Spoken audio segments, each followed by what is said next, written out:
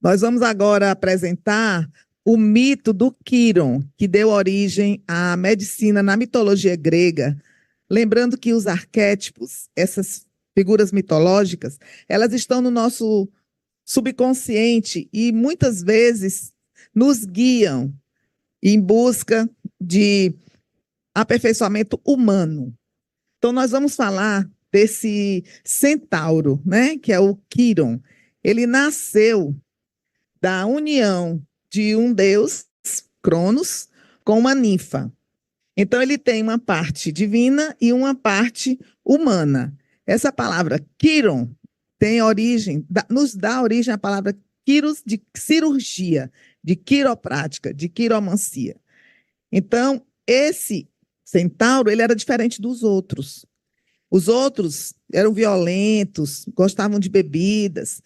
Ele não. Ele se dedicou a curas, a música e também a arte da luta. Por quê? Porque ele foi criado, educado por Apolo e Atena, que são deuses do Olimpo. Então, ele ensinou diversos filhos dos deuses do Olimpo, como Hércules, Aquiles e Asclépio, que vocês estão vendo ali. Esse é o centauro ensinando a arte da cura, da música e principalmente trazendo esses valores mais altos do aperfeiçoamento humano que ele pôde transmitir dos deuses para a terra. Então, o Asclépio, que era filho de deuses, foi educado por Quiron. E temos hoje na mitologia grega o Esculápio e na romana Apolo, que levou Asclépio para que fosse criado por Quiron. Então, ele se tornou muito habilidoso, aprendendo com Quiron, era capaz até de ressuscitar os mortos.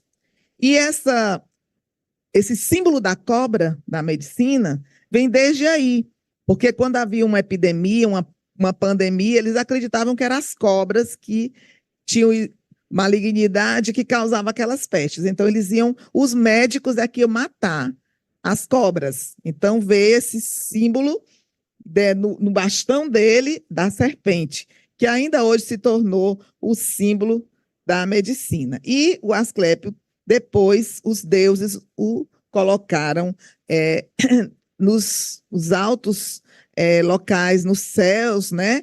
Que ele foi reconhecido como realmente o primeiro médico, Asclépio. E ele tem duas filhas, a Igeia, que era a deusa da saúde, e a Panaceia, que era a deusa que tratava todas as doenças. Panaceia são todos os remédios, né? Então, o Quiron, que é o centauro, ele foi atingido por uma flecha envenenada, foi incidentalmente um dos alunos dele, né, o Hércules, numa batalha que estava havendo, feriu. E a dor que ele sentiu foi insuportável. Essa dor não passava com nada. Ele não tinha um alívio para essa dor. E começou a buscar um tratamento para si mesmo, mas ele não conseguiu. O que ele conseguiu foi aprender mais e mais para curar os outros, mas não a si mesmo. Ali está o Hércules e a imagem não está dando para ver bem, mas ele está sendo atingido por uma flecha envenenada. Bom, então aqui vocês estão vendo a constelação que existe no céu, que representa o Quiron. Então, na vida exemplar que ele teve, de tantos filhos de deuses que ele cuidou, que ele ensinou, inclusive a medicina e as curas, ele conseguiu o alívio da sua dor somente quando foi para o céu e foi brilhar como uma constelação de estrelas. Então, eu trouxe esse mito porque é uma linguagem que nos toca a todos. Todos nós também temos algumas feridas, algumas incuráveis, outras nós buscamos a resolução. E hoje eu considero que a medicina está ferida. A medicina está sendo atacada.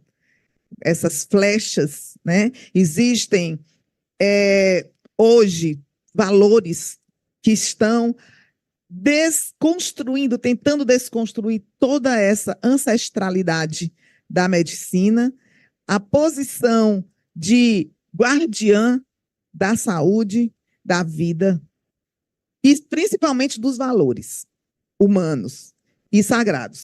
Então, uma frase do Hahnemann, essa frase de cima é do Hahnemann, o criador da homeopatia. Ele fala: a cura vem quando o ser humano se dedica aos altos fins da existência. Ele considera que tanto o médico quanto o paciente precisam ter essa dimensão transcendente, divina, e continuar preservando esses valores.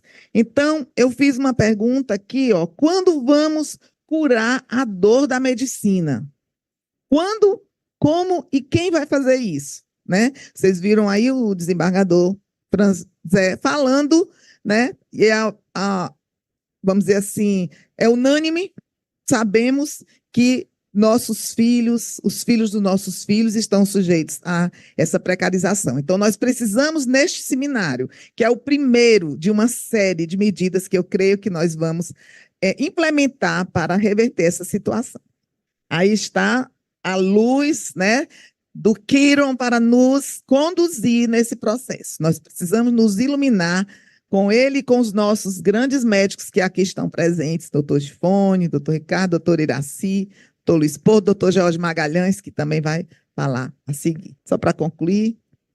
Então, gente, nesse seminário de valorização do trabalho médico, nós vamos resgatar, trazer para nosso consciente, trazer do inconsciente coletivo para cada um de nós, o Hipócrates, que é o 19º descendente de Asclépio. Asclépio, que foi criado e orientado, né, por Quirón. Então, ele é o 20º a partir de Deus. Hipócrates tem essa origem divina. Sua época foi de 450 a 370 a.C.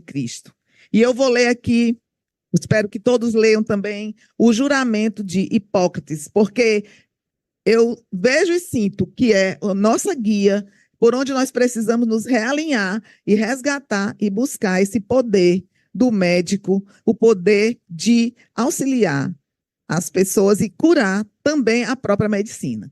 Então, eu juro por Apolo, médico, por Esculápio, Ígia e Panaceia, e tomo por testemunhas todos os deuses e todas as deusas. Cumpri segundo o meu poder e minha razão a promessa que se segue.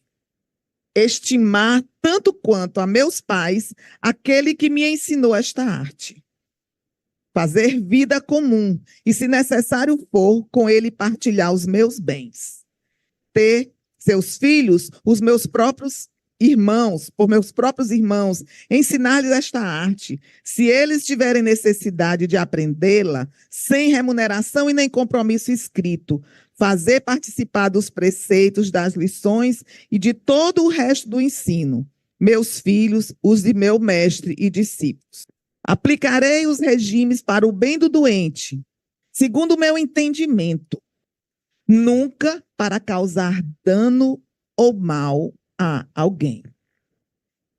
Atendendo com prazer, não farei também nem remédio mortal e nem um conselho que pudesse levar a algum desfecho que não fosse positivo. Eu não estou conseguindo ler ali as palavras, mas ele está se comprometendo, né? Não fazer nenhum remédio mortal, nem dar um conselho que não seja útil, positivo para a pessoa. Do mesmo modo, não darei a nenhuma mulher uma substância abortiva.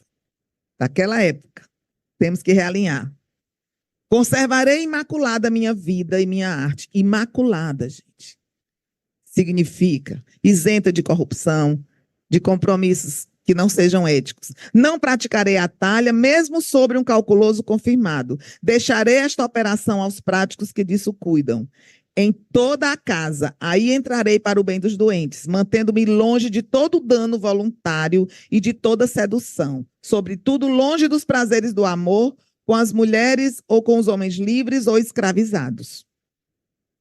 Aquilo que, no exercício ou fora do exercício da profissão, e no convívio da sociedade eu tiver visto ou ouvido, que não seja preciso divulgar, eu conservarei inteiramente secreto. É a ética, né? Se eu cumprir este juramento com fidelidade, que me seja dado gozar felizmente da vida e da minha profissão, honrado para sempre entre os homens. Se eu dele me afastar ou infringir, o contrário aconteça. Hipócrates. Próximo.